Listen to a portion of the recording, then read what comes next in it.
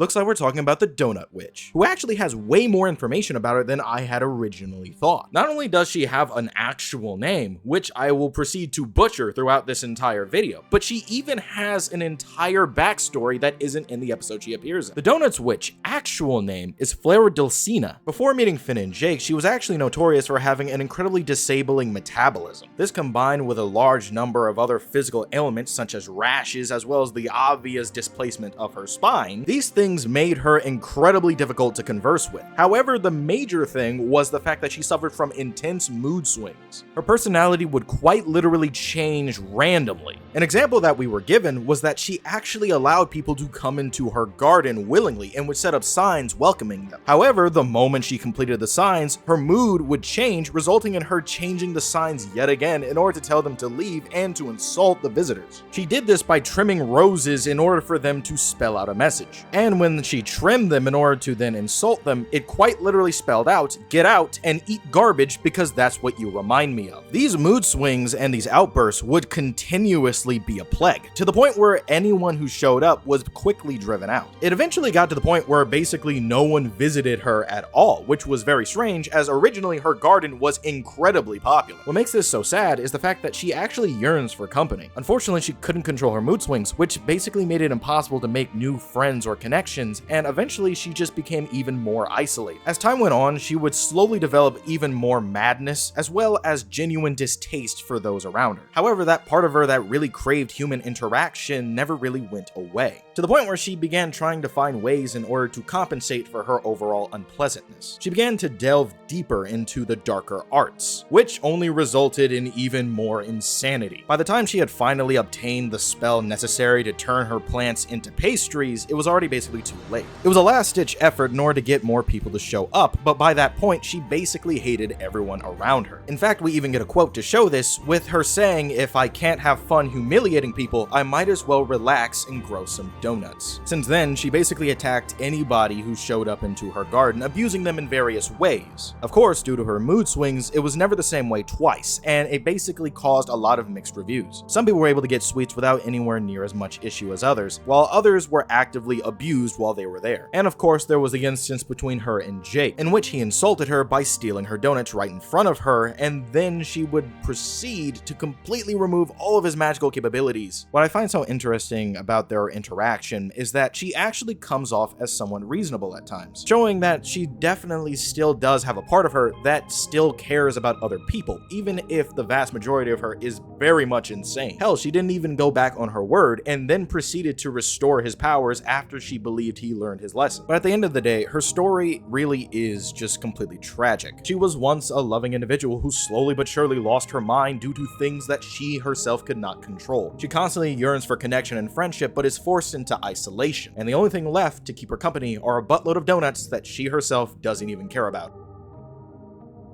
But that's all I got for this video. I think I'm gonna start doing it this way, basically covering things that actually have some nuance and interest in them while skipping over a good chunk of the story of the episodes. I don't like summarizing things, and I like getting into the meat and potatoes. And also, if you're paying attention, you may have noticed that I skipped over the City of Thieves. That's because I already did a full-length video on that episode, and I'm not going to be retracing over things that I've already talked about, unless they're really cool. But with all that being said, thank you guys so much for watching. Be sure to like, subscribe, hit that bell icon. Thanks to my patrons. And as always, I will see you in the next video. Bye.